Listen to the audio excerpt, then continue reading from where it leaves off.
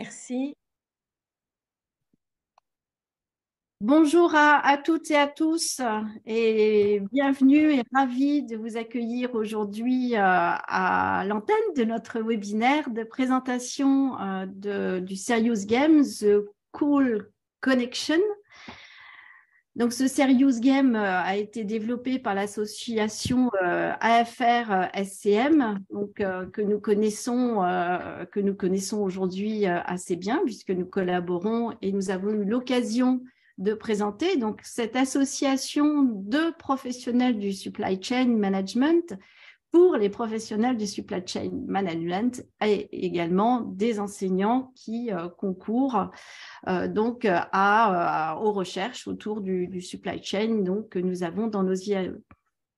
Donc, nous avons eu l'occasion de vous rencontrer en 2022, Caroline Mondon, et nous sommes ravis de vous accueillir aujourd'hui autour de ce webinaire dont l'objectif est de présenter ce Serious Game, The Cool Connection, donc qui permet, si j'ai bien compris, de faire le lien entre les flux physiques et financiers des supply chains. Évidemment, vous nous en direz beaucoup plus.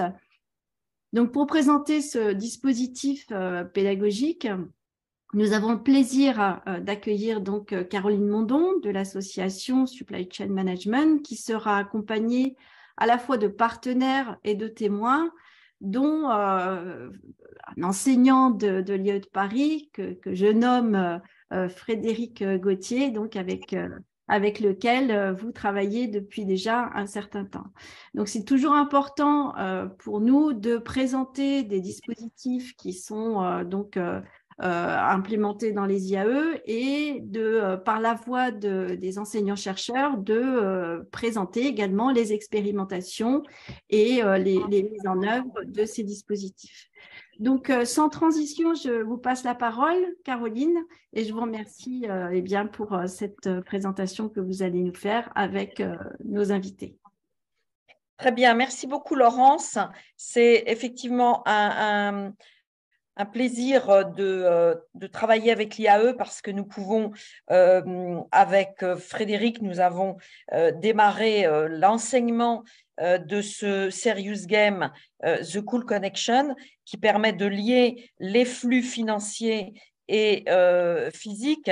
Et c'est un souhait que nous avons depuis très longtemps avec nos partenaires de travailler sur ce sujet-là. Alors, je vais vous présenter très rapidement l'association pour que vous sachiez pourquoi nous faisons ce travail de présentation et de sensibilisation aux enjeux du supply chain management et en particulier aux enjeux financiers. Alors, je me débat un petit peu avec la présentation, mais ça va venir. Voilà. Donc, notre association existe depuis 30 ans, un peu plus de 30 ans. Elle compte des partenaires de différents types, bien sûr des industriels, des grandes entreprises, Essilor, Air Liquide, Michelin, etc. Aussi des PME que je n'ai pas citées ici parce que les noms ne sont pas toujours connus, mais il y a beaucoup de PME qui s'intéressent justement à ces sujets de supply chain management. Nous avons aussi des cabinets partenaires et on a un représentant aujourd'hui avec le cabinet C Partners, Hervé Illion, qui nous accompagne depuis longtemps sur ces sujets, financement de la supply chain. Nous avons des partenaires internationaux et en particulier le créateur du jeu qui est un software hollandais, sachant que les Hollandais sont très avancés dans les sujets supply chain management. Et puis, donc, un nombre croissant d'écoles et d'IAE qui utilisent ces serious games et qui ensuite sensibilisent leurs élèves à l'intérêt de se certifier dans ces sujets pour avoir des équivalences en termes de vocabulaire et de reconnaissance à l'international, puisque le supply chain management est par nature un métier international. Donc, notre association, dont l'IAE Paris et l'IAE Savoie-Mont-Blanc sont partenaires, proposent des privilèges pour leurs adhérents, des tarifs réduits bien sûr, mais aussi et surtout l'accès à des intervenants internationaux. On verra tout à l'heure avec Christophe Lénart, qui est un master instructeur pour l'Europe, qui vient d'Allemagne et qui est là aujourd'hui pour témoigner justement de cet aspect international. Nous faisons une veille technologique et nous avons été les premiers en Europe à pousser ces serious games qui permettent, par le jeu, de travailler à la fois sur les comportements et sur les contenus pédagogiques, et qui plaît beaucoup, pas seulement aux jeunes, aussi aux comités de direction dans lesquels on les utilise de plus en plus souvent. Et puis, nous faisons aussi des success stories, donc nous racontons comment par exemple, un serious game chez Michelin ou un serious game chez Essilor a permis de décoincer les comportements des uns et des autres pour travailler en équipe autour des sujets supply chain. Et puis, nous faisons des échanges de bonnes pratiques entre adhérents. Alors, les serious games, donc pour l'instant, nous en avons 3. Il y en a un 4e qui est en préparation sur les sujets de sustainabilité. Mais aujourd'hui, on va vous parler de The Cool Connection et le sous-titre est vraiment très explicite, Bridging Physical and Financial Supply Chain. Donc, c'est ce jeu-là que l'on pousse en ce moment en France, sachant que ça fait presque une dizaine d'années que nous avons l'expérience de The Fresh Connection, qui est un jeu vraiment dédié au fonctionnement des supply chains proprement dites. Et puis, nous avons aussi un jeu qu'on va jouer bientôt à l'IAE de Savoie-Mont-Blanc qui permet d'expérimenter l'économie circulaire.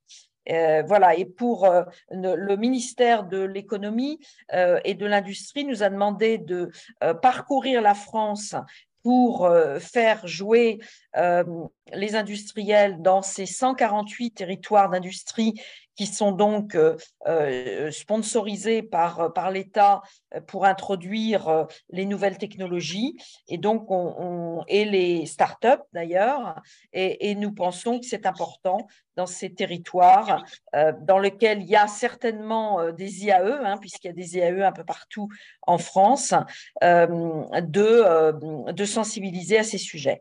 Et donc, comme ça a été dit tout à l'heure, Francis donc va nous présenter le jeu proprement dit. Hervé, qui va prendre la parole tout de suite, en fait, va nous dire pourquoi depuis presque 10 ans, Hervé parle avec nous de ces sujets-là au sein de l'association.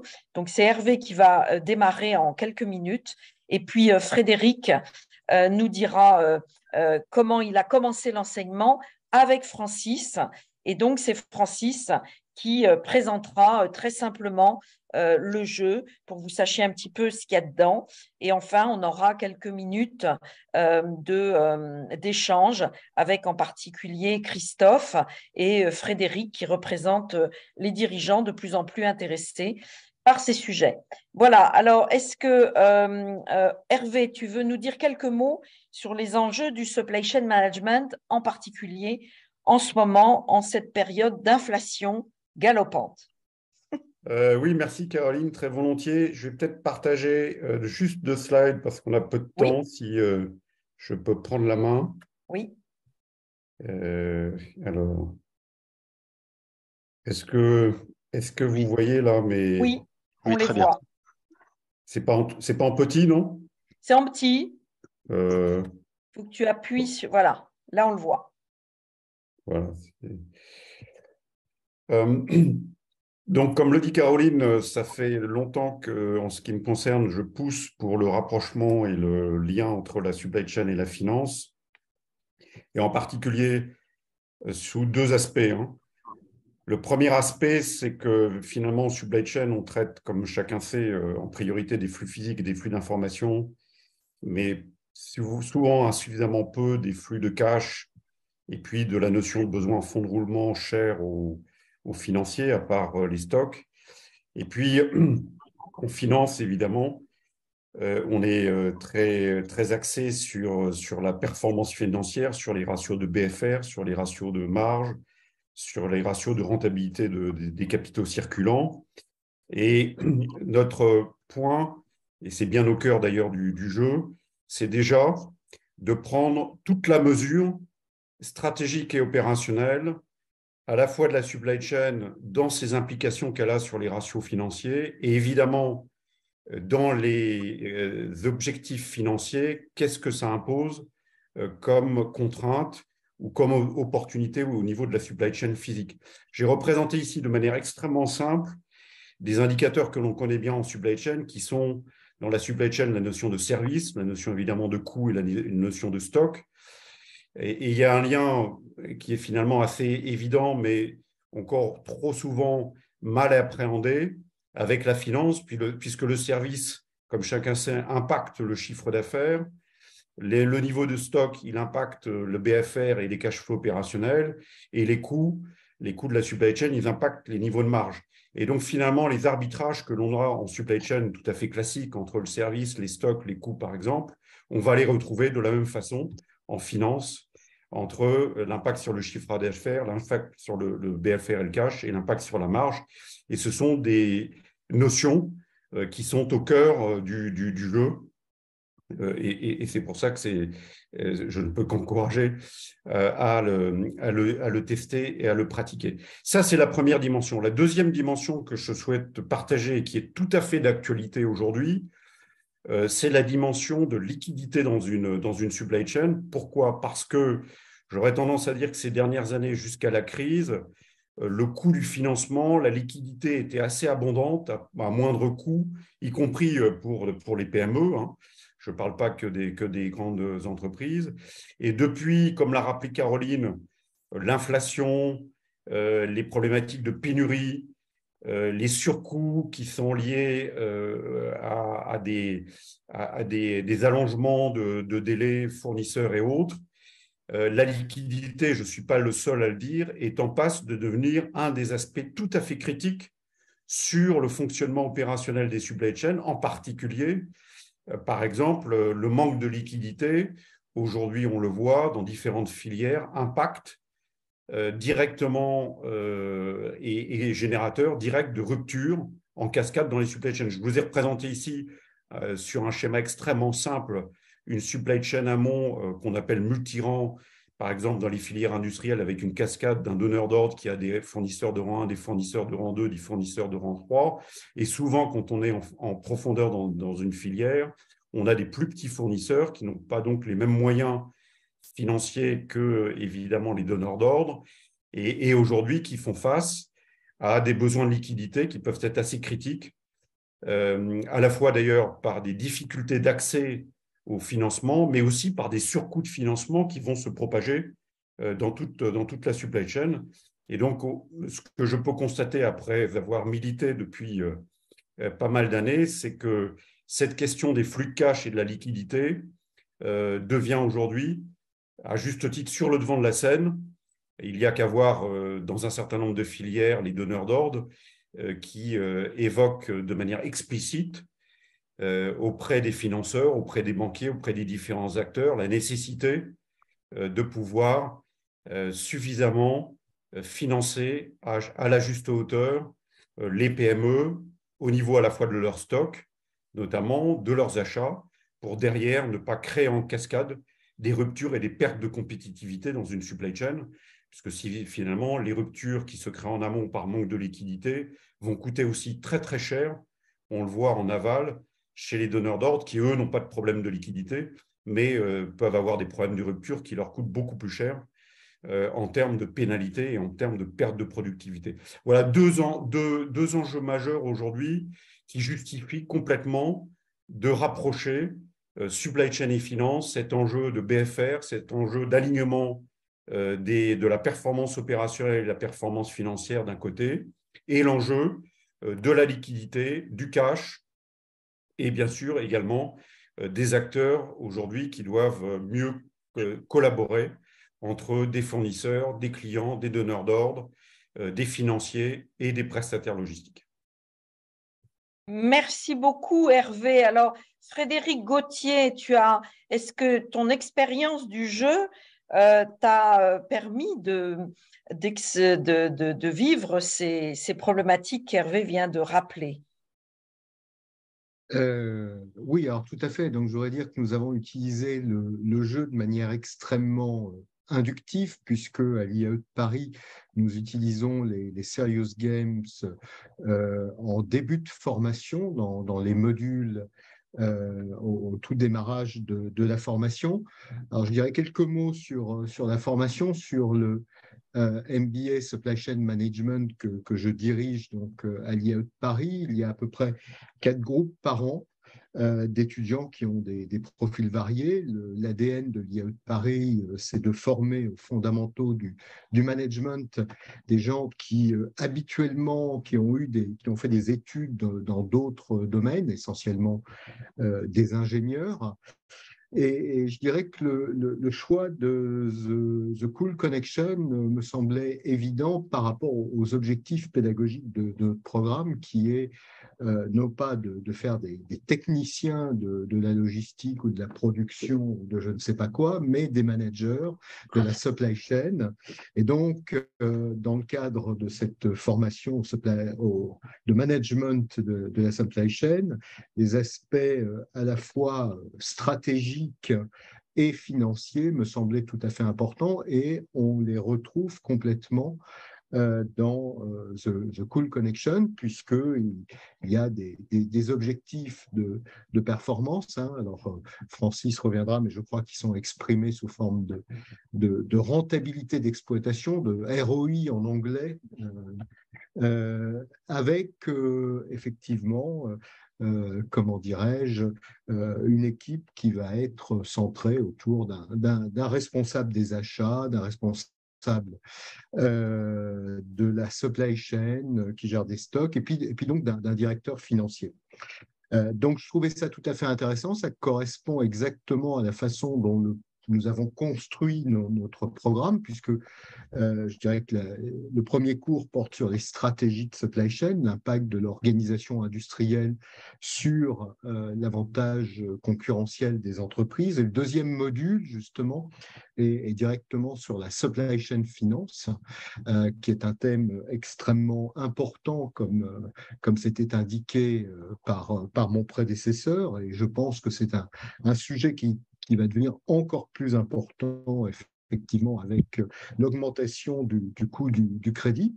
Donc, c'est un point tout à fait central, et ça nous semblait correspondre tout à fait, en fait, aux objectifs du programme autour de la supply chain, mais sur les fondamentaux du management.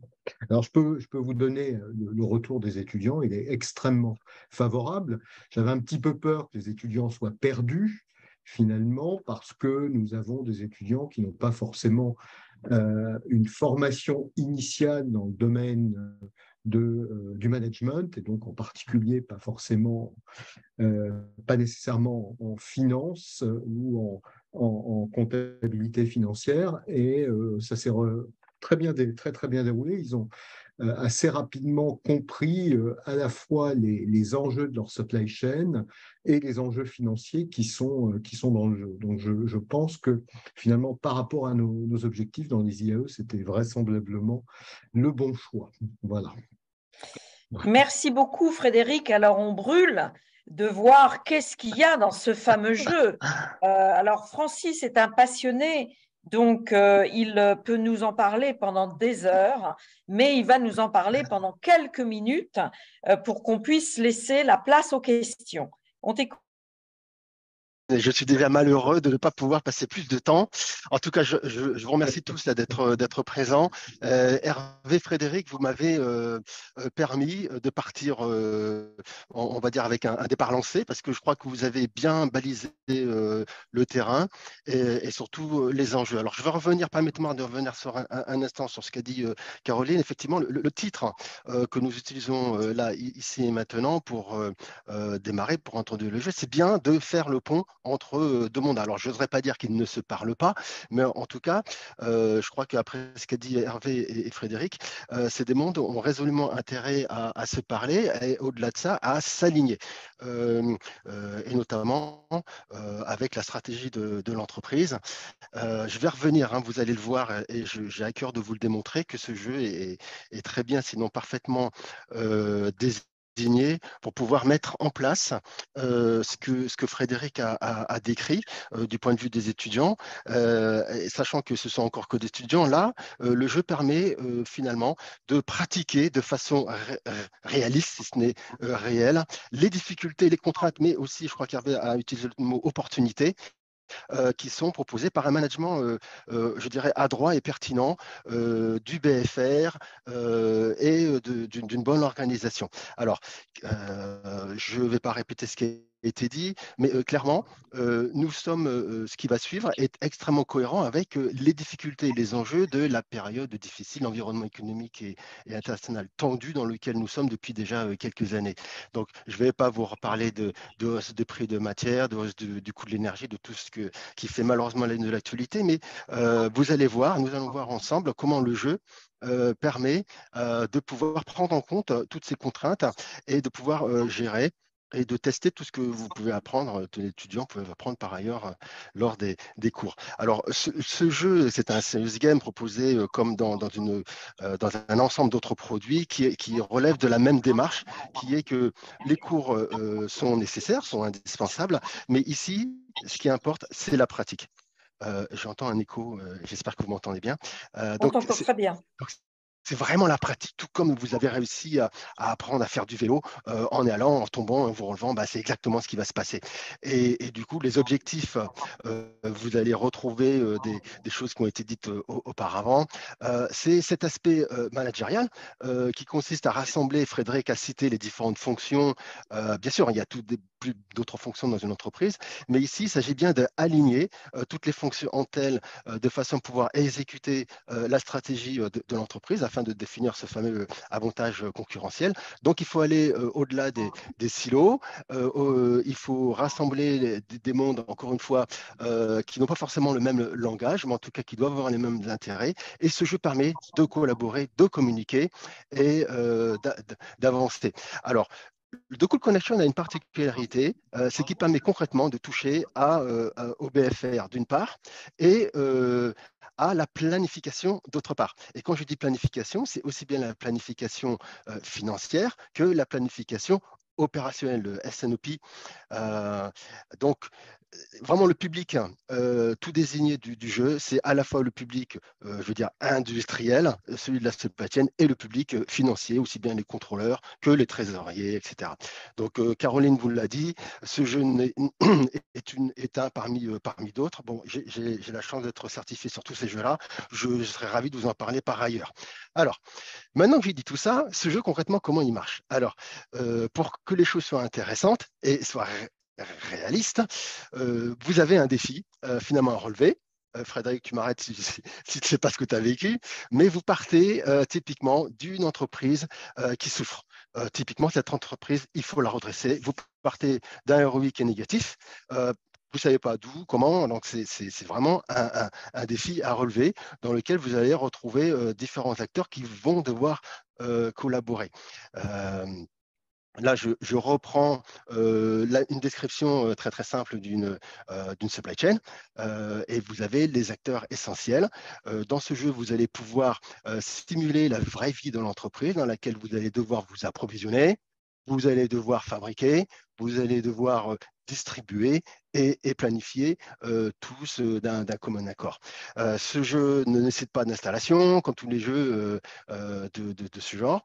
Il est dans les nuages et il permet donc de pouvoir tester votre capacité à vous aligner. Il permet donc, comme je l'ai dit, de faire le pont entre le monde financier et le monde industriel. Il faut prendre à la fois des décisions tactiques du quotidien comme des décisions stratégiques au niveau de l'ensemble de l'entreprise dans son secteur industriel, c'est-à-dire par rapport à ses concurrents. Bon, comme c'est un jeu qui est extrêmement concret, il y a un produit qui a été choisi. Il s'agit d'un produit de soins, du style cosmétique, de la crème, typiquement pour En l'occurrence, c'est pas moi qui ai choisi, mais il se trouve que c'est pour les hommes principalement. Et donc, le défi, c'est de redresser une entreprise qui souffre et qui saigne. Donc, il y a 4 participants, essentiellement, qui vont devoir prendre des décisions en même temps et on va dire de concert. Alors, vous avez, comme Hervé l'a décrit, vous retrouvez la problématique de la collaboration sur l'ensemble de la chaîne du début à la fin, puisque les fournisseurs de rang 1 et en l'occurrence de rang 1 sont impliqués, et il va falloir les choisir, ils vont devoir collaborer avec l'entreprise, Cool Connection est le nom de l'entreprise. Et vous avez un processus de fabrication en 2 parties qu'il va falloir gérer. Vous avez également des entrepôts qu'il va falloir gérer et vous avez un réseau de distribution avec 3 clients qu'il va falloir gérer. Les produits se présentent sous 2 formes. Encore une fois, ce sont des crèmes que vous pouvez retrouver dans des bouteilles ou dans des flacons qui n'ont pas la même quantité. Et les clients, ça serait trop simple s'il n'y en avait qu'un, ce sont 3 clients différents dans 3 pays différents, de 3 natures différentes, avec 3 enjeux totalement différents et extrêmement réalistes. Alors, une particularité de Cool Connection que vous retrouvez dans les autres jeux, c'est que vous n'achetez jamais au prix catalogue. Vous devez en fait définir un contrat. C'est en ça que quand même c'est assez réaliste et assez exigeant en termes de réflexion et de recul. C'est que suivant votre capacité comment dirais-je, à accomplir, à respecter le contrat qui va porter sur des choses comme vis-à-vis des clients, le respect du taux de service, le respect des délais. Par rapport à la banque, c'est le respect du current ratio, c'est-à-dire le ratio entre les actifs courants et les dettes courantes. Vous devez vous engager de façon à prouver votre solvabilité dans l'année, pour faire court. Et si vous êtes capable de respecter le contrat que vous annoncez, eh ben, vous devez payer finalement un intérêt plus ou moins élevé que celui qui est proposé dans le catalogue. Et il en va de même par rapport à vos fournisseurs. Ça rend le jeu difficile, mais plus réaliste. Alors, dans la première version, la plus utilisée du jeu de Cool Connection, il existe effectivement un KPI au-delà de tout, c'est celui que nous avons utilisé avec Frédéric, c'est le ROI. Mais ce n'est pas le seul. Dans une version, parce qu'il y a plusieurs versions autour de Cool Connection, il y a une version qui permet comment dirais-je, de tester votre capacité à pouvoir trouver une parfaite cohérence entre le planning financier et puis votre planning, votre SNOP, votre planning industriel. Ce n'est plus le ROI qui va devenir l'indicateur de tête, c'est le stock, c'est-à-dire le prix de l'action. C'est un jeu extrêmement, encore une fois, extrêmement réaliste. Alors, maintenant que je vous dis tout ça, je suis sûr que vous êtes impatient de voir le jeu, donc je vais vous le montrer. Donc, il est en ligne, j'espère que vous le voyez bien. Il se présente sous une interface qui est assez standard dans le format du distributeur du jeu. Alors, vous avez une première page d'accueil et à partir de laquelle vous pouvez vous rendre dans les différents onglets qui sont dédiés à chaque fonction. Par exemple, si je prends les achats, vous avez d'abord des indicateurs de tête, ensuite qui vous donnent par exemple typiquement le ROI que tout le monde va retrouver, et puis vous avez des indicateurs d'ordre 2, on va dire ça comme ça, qui sont propres à chaque fonction. Bon, c'est typiquement la qualité ou la non-qualité des composants, c'est la fiabilité des fournisseurs par rapport à leur capacité à livrer en temps en heure, et puis c'est aussi, là vous voyez typiquement un indicateur, le DPO, un indicateur typique financier, c'est le premier, mais c'est le deuxième après le ROI, et puis vous pouvez ici avoir accès aux différents contrats dont je vous ai parlé. Alors le contrat, donc encore une fois, c'est jamais le prix de catalogue. Ici, il est défini par ce qui s'appelle l'index. Donc quand vous voyez un 1,17 pour ce fournisseur de conditionnement, ça signifie que dans ce contrat, compte tenu des différents paramètres, par exemple, vous engagez ce fournisseur s'engage à respecter 90% de fiabilité de la livraison. S'il y parvient, eh ben, il ne paiera pas le prix catalogue, il paiera une fois 17, c'est vous qui paierez une fois 17, 1,17 fois le prix du catalogue, et ainsi de suite. Et si vous changez des paramètres, qui peuvent être l'incoterm, qui peuvent être le jour le délai pour payer, etc., etc., l'index va changer. Donc, vous voyez, c'est complexe, mais la réalité l'est, n'est-ce pas? Donc, et vous pouvez, et c'est la vraie vie, vous pouvez également faire appel au marché, puisque nous sommes dans un domaine, dans un Red Ocean, donc il y a une compétition, une concurrence entre les fournisseurs, entre les clients, et vous pouvez changer à n'importe quel instant, vous pouvez changer de fournisseur, de conditionnement, simplement en cliquant, et là vous avez accès à tout un panel de substituts, d'alternatives aux fournisseurs actuels, avec des conditions évidemment qui sont différentes, et suivant leur localisation, s'ils sont suivant le pays, là on ne le voit pas apparaître, mais dans le détail, vous le retrouverez, et ben, vous avez des conditions réelles de logistique typiquement qui sont plus du tout les mêmes. Et c'est bien la réalité. Quand vous allez dans une autre fonction, vous trouvez également des indicateurs qui sont propres à la fonction, mais également, là, en termes de DSO, vous voyez, c'est un indicateur financier qui est propre à la fonction commerciale. Et Supply Chain va vous présenter de la même façon. Vous voyez ici le DIO.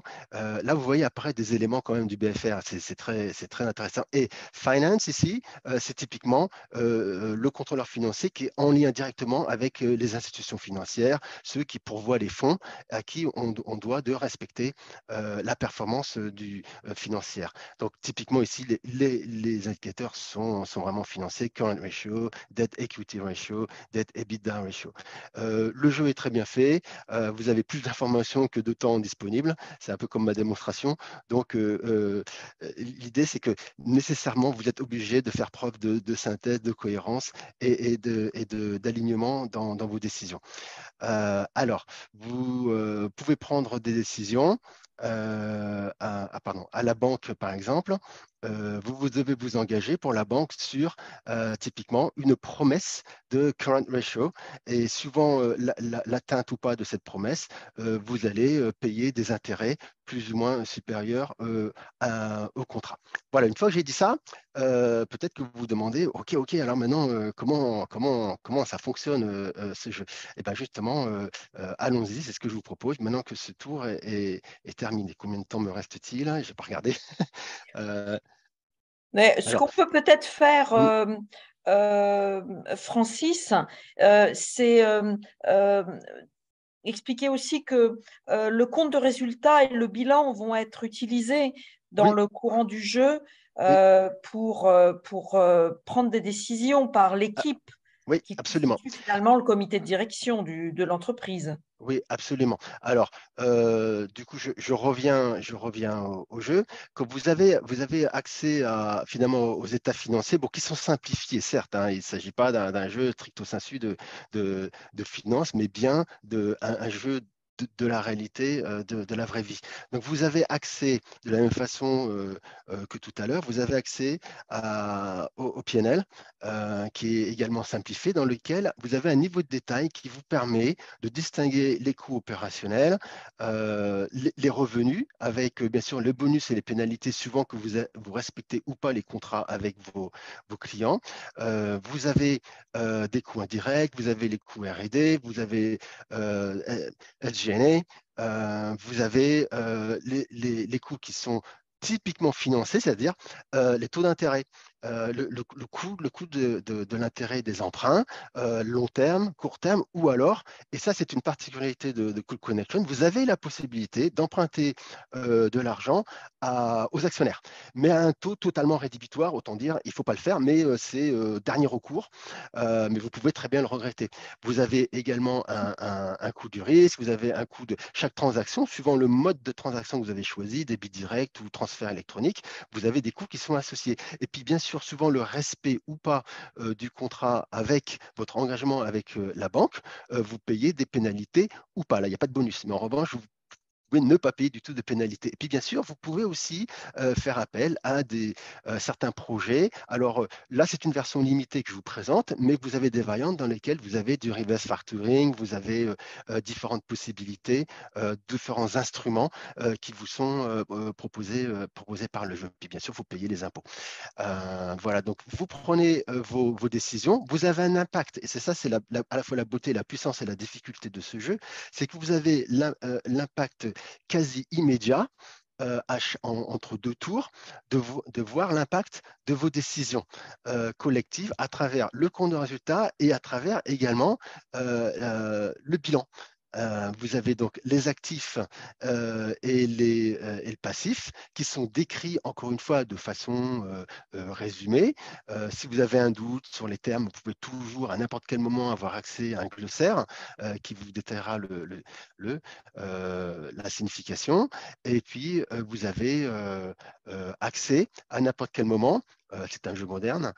Si ça ne vous suffit pas et si vous êtes assez à l'aise avec Excel, vous avez n'importe quel moment, vous pouvez télécharger les informations et puis faire tous les graphes que vous voulez si vous n'avez pas assez de tous les graphes qui sont proposés par le jeu. Alors, et donc, finalement, Francis, la mécanique du jeu, c'est donc de jouer des rounds qui représentent 6 mois d'entreprise, hein, c'est ça? oui, absolument. Et tu joues combien de rounds dans la journée?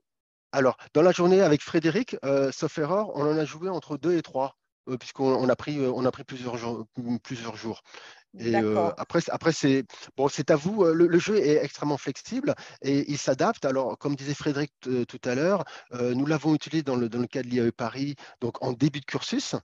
Donc forcément, vous devez adapter votre pédagogie de façon à faire passer des messages entre deux rounds lors des debriefs. Et vous avez le jeu est disponible avec un certain nombre d'explications pédagogiques. Il est très bien fait. Mais vous pouvez aussi très bien pratiquer le jeu en fin du cursus, comme on le fait. Moi, j'enseigne à HEC, on utilise le jeu à la fin du cursus. Ou alors, tout au long, comme une espèce de fil rouge, c'est également possible. Ou alors, faire ça en genre un atelier en 2 ou 3 jours continu. C'est toujours possible. Ce que je te propose, Francis, parce que l'heure tourne, c'est qu'on Oui. laisse la parole à Christophe, qui pourrait nous dire un petit peu dans quel contexte il a utilisé le jeu, en tout cas comment on peut l'utiliser, puisque comme tu l'as très bien démontré, le jeu est extrêmement riche, mais on n'est pas obligé d'utiliser tous les paramètres tout le temps. Absolument. On peut mettre au point une progression pédagogique. Est-ce que Absolument. Christophe veut nous en dire quelques mots à la lumière des différences culturelles qu'il expérimente entre les entreprises françaises et les entreprises allemandes, qui sont souvent beaucoup plus concentrées sur les flux financiers que nos ingénieurs français. Bonjour et désolé pour le fait que vous ne me voyez pas. Il y a un problème que Zoom a mis sur ma caméra. Ce qui est un peu différent dans l'approche de la gestion de l'entreprise, c'est que dans la culture et aussi dans l'éducation allemande, à la fois en matière des ingénieurs, mais aussi dans la formation des côté économique, il y a une forte importance qui est mise sur la compréhension des enjeux entre la partie finance et la partie opérationnelle. Donc, on a vraiment cette idée de créer cette vue partagée entre la DAF et les opérations ou la supply chain, de manière que tout le monde se comprenne mieux et de manière à ce qu'on comprend à la supply chain, mais quels sont les effets financiers de ce que je décide de mes activités au quotidien pour comprendre quel est son impact sur, par exemple, le BFR, mais évidemment aussi sur le résultat de l'entreprise. Et vice-versa, que la DAF et la direction de l'entreprise comprennent de quel niveau de BFR, de capital, est-ce qu'on a besoin pour assurer que les objectifs commerciaux, les objectifs de performance de l'entreprise puissent être atteints. Et ça, ça fait un peu partie du tissu de ce qu'on appelle le Mittelstand chez nous, donc les entreprises de taille moyenne et intermédiaire, qui font quand même un peu, soi-disant, qui représentent la plus grande partie de l'économie allemande. OK. Alors, est-ce que Frédéric, toi qui es un peu la voix des industriels, que tu coaches en tant qu'ancien dirigeant dans le cabinet Visconti, est-ce que tu n'as jamais joué? Qu'est-ce que ça t'inspire, tout ça? Caroline, merci. Oui, en effet, chez Visconti Partners, nous sommes des sparring partners de dirigeants ou de futurs dirigeants en école d'ailleurs. Et en tant qu'ancien industriel, je m'interrogeais sur la capacité qu'on peut trouver dans le jeu à être face aussi aux problématiques des flux non plus seulement physiques et financiers, mais Caroline et Hervé, comment on peut aussi traiter la question des flux d'informations et des flux de compétences? Alors, Francis, est-ce que tu veux répondre ou les flux d'informations, comment vous les gérez dans le jeu et comment montrez-vous aux différentes personnalités du comité de direction qui doit représenter cette entreprise que s'ils ne communiquent pas correctement, ils vont prendre de mauvaises décisions? Oui, alors, il y a plusieurs. Je crois que la façon la plus simple, la plus directe, donc c'est à travers l'information financière disponible. La difficulté, ça va être de choisir laquelle par rapport à la problématique de l'instant. Typiquement, entre la disponibilité de la liquidité, le résultat, la performance, enfin d'une part, et la performance stricto sensu d'autre part, ce ne sont pas les mêmes indicateurs, mais ils sont systématiquement disponibles grâce aux différents tableaux de bord. Il y a énormément de tableaux de bord disponibles. Là, je vous montre typiquement des historiques de variation de la position de la trésorerie, les flux de trésorerie, les stocks. Si la problématique, c'est comment dirais-je, la disponibilité de la liquidité, vous avez ce genre d'informations. Alors, ce qui est intéressant, c'est que vous avez cette information avant et après les décisions. Donc, vous voyez l'impact. Et comme je reviens sur la question que posait Caroline tout à l'heure, c'était ensuite quand vous comparez les différentes comment dire, les différents items, les différents ligne du bilan comme du compte de résultat, avant et après les décisions. Vous pouvez attribuer, vous pouvez communiquer les sources de variation de la performance ou de la liquidité précisément en désignant des lignes dans le compte de résultat ou dans comment dirais-je, dans le bilan. Donc, vous avez une possibilité synthétique à travers les tableaux de bord et puis un accès à l'information détaillée à travers les états financiers. Merci Francis. Alors je vais me tourner vers Hervé avec qui j'ai eu le plaisir d'animer ce jeu dans le comité de direction de Cartier il y a quelques années. Et Hervé, ce qu'on avait fait ensemble à ce moment-là pour justement améliorer ces flux d'informations, on avait dessiné avec les participants ce fameux processus Sales and Operation Plan qui permet vraiment d'expliciter le processus de communication entre les différentes fonctions. Est-ce que tu veux en dire deux mots? Et puis après, on répondra à la partie compétences, qui est une partie aussi importante que tu peux aussi évoquer si tu veux. Oui, merci Caroline, parce que au-delà des aspects qui peuvent être un peu techniques, comme on l'évoquait sur les liens supply chain et finance, le point d'alignement, de collaboration, de compréhension, de partage entre les différents acteurs est tout à fait clé. Et notamment quand on met en place le SNOP, comme vous le savez, c'est par définition transversal. Il y a le marketing, il y a le commerce, il y a la R&D, évidemment il y a la supply chain, la logistique, la production, les achats, et la finance.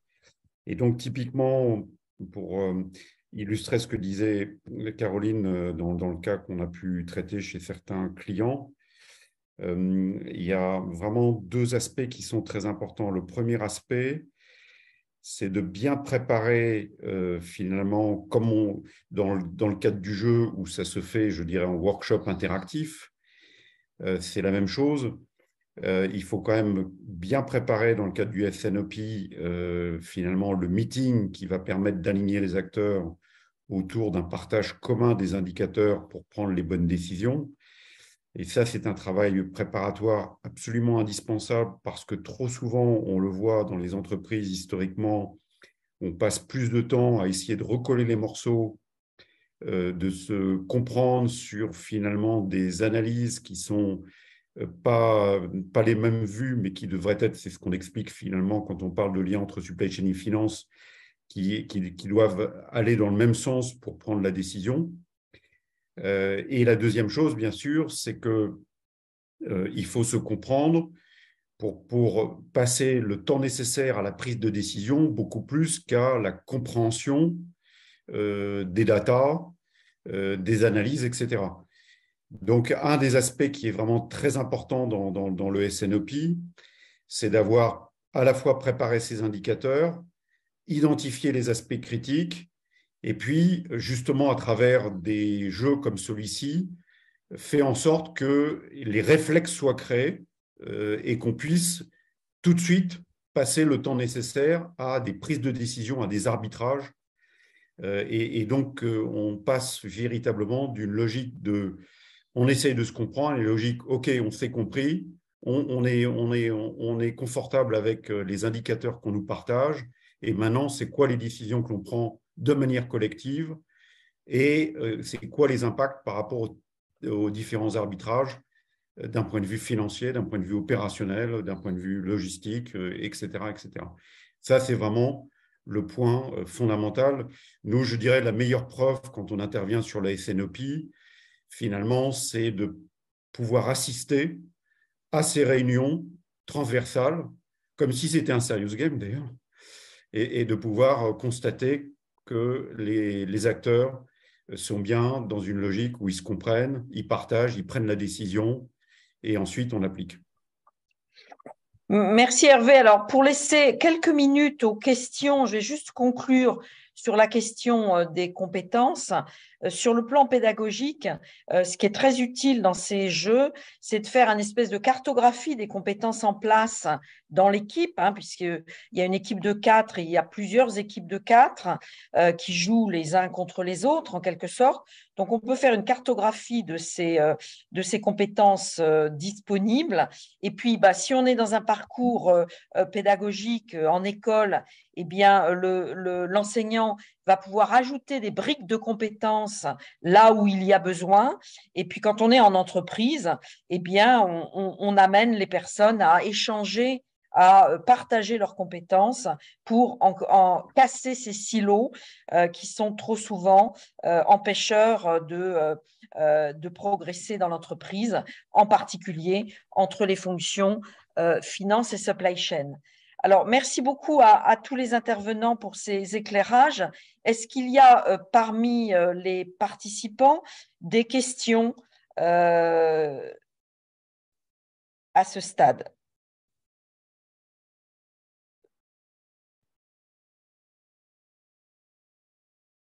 Non, c'est bon pour moi. Très bien. Eh bien, s'il n'y a plus de questions, non, Sylvie ne veut pas poser une question, ni Marie, ni OA. Non? C'était très clair? Bien, écoutez, Laurence, est-ce que vous voulez conclure? Oui, alors écoutez, il n'y a pas de questions. Donc, en général, c'est que toutes les informations ont été apportées. Les questions pourront, au demeurant, nous être envoyées et on vous les communiquera. Mais écoutez, je ne comprenais pas grand-chose jusqu'alors et c'était très éclairant. Donc, même pour une novice comme moi, c'était très clair. Merci à vous tous. Alors, ce qu'on vous propose peut-être de faire, c'est de faire un petit sondage auprès des IAE qui sont ici présents et puis même de tous les collègues pour savoir s'ils sont intéressés par ce dispositif. Et puis, nous reviendrons vers vous à ce moment-là pour vous faire part des résultats et de la suite qui sera donnée à à cette belle présentation et à ce jeu qui, je pense, et je parle sous le contrôle de Frédéric, enrichit largement nos outils pédagogiques. Merci beaucoup, Laurence. J'en profite pour saluer Michel Manirini, qui est aussi partenaire de l'association. Oui. Nous avons en projet de faire une journée à Paris de démonstration, enfin de jeu, proprement dit, où nous souhaitons inviter bien évidemment tous les enseignants qui s'intéressent au jeu, les industriels et pourquoi pas des étudiants. Et donc, on reviendra aussi vers vous concernant la date, probablement au mois d'avril, je pense, de cette journée de jeu et de présentation complète et détaillée de cet outil. Très bien, merci à vous tous et à très bientôt. Merci. Au revoir. Merci, à bientôt. Au revoir. Merci. Au revoir.